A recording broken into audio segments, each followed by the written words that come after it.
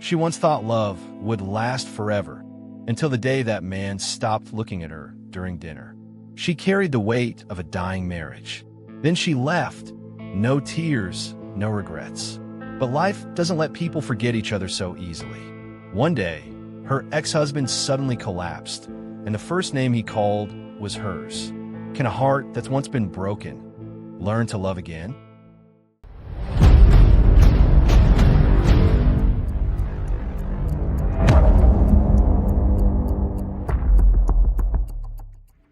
Rachel Evans always believed she had a warm, happy family. She was a nurse at the community clinic in Asheville, a place she had worked for nearly 17 years.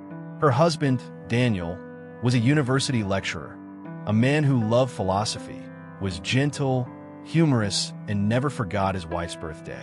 Ethan, their 11-year-old son, was a book-loving boy who had a habit of carrying his pillow over to sleep in his parents' bed every night. Each night, Daniel would turn on the dim yellow porch light. It had been his habit since they first got married. A light for the one who comes home late, he often said, so they know someone's still waiting. The small wooden house in the suburbs wasn't anything special, but to Rachel, it was a place filled with Sunday piano tunes, the smell of early morning coffee, and the little stories they told each other every night. Until Daniel lost his job. The university downsized after the pandemic. Daniel was let go because he didn't have a high academic rank. He was shocked, but at first tried to act like everything was fine. Rachel comforted him. Ethan drew him a super dad card, and the whole family hugged at the dinner table. But only a few months later, Daniel began to change. Daniel started staying up all night. He slept during the day and played online games through the night. He no longer ate with the family, didn't shower, and refused even the simple walks his wife and son invited him on. At first, Rachel was patient. She bought career guidance books, scheduled therapy sessions for her husband, but Daniel always skipped the appointments. She left food outside his door, only to find it untouched the next morning. Dinners were just her and Ethan. Questions from their son went unanswered. Rachel began to feel like she was both a mother and a caretaker for another grown adult. 2 years after losing his job, Daniel had become a shadow within the very house he once loved. One winter evening, Rachel stepped onto the porch, her hand trembling with a lighter, and decided not to turn on that yellow light anymore. The divorce didn't come through shouting matches, but through exhaustion. Daniel agreed to sign the papers without a fight. Rachel moved out with Ethan. They split everything, even custody. There were no screaming fits, no affairs, just two people who once loved each other no longer knowing how to exist together. Rachel rented a small apartment. At first, she couldn't sleep, too used to the sound of Daniel's keyboard late at night. Ethan cried a few times, then grew strangely quiet. Rachel took him to therapy. She also started taking a low dose of sedatives. She still turned on the balcony light every night, not for anyone to see, but to remind herself, I'm still here. Ethan got injured during gym class, a torn knee, bleeding quite a bit. The person who took him to the ER wasn't a teacher, but Caleb Monroe, the school's new physical education coach who happened to be walking by. Caleb, 43, tall and quiet, was a former firefighter. After a massive blaze took the lives of 2 teammates, he left the job and started working at the school to be closer to his young daughter after his divorce. Rachel met Caleb during a parent-teacher meeting. They talked like 2 adults who had been through things. No romanticizing, no probing. She spoke about her divorce. He spoke about his first panic attack.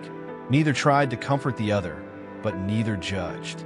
Since that day, Rachel found herself smiling whenever she thought of Caleb, something she thought she couldn't do anymore. Daniel continued to decline. One day, while shopping with Ethan, he had a panic attack and collapsed in the aisle.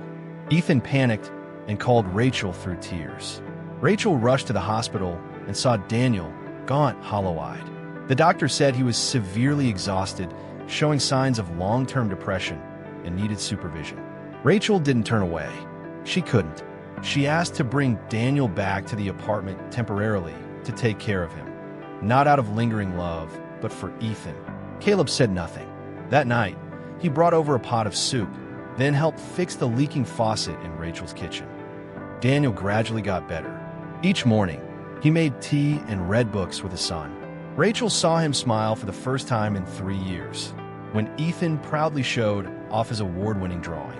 One day, Daniel said to Caleb as they stood on the balcony, "I used to think Rachel left me, but now I know. I'd already left her long before, only my body was still there." Caleb didn't respond. He simply looked straight ahead and said, "If you can still see that, then you haven't lost everything." Rachel saw the two men, one the father of her child, the other the one who helped her stand again, fixing an old chair together on the front porch. She stepped outside and turned on the porch light for the first time in 4 years. A soft yellow glow, like a wordless greeting. A year later, Daniel was living on his own, stable.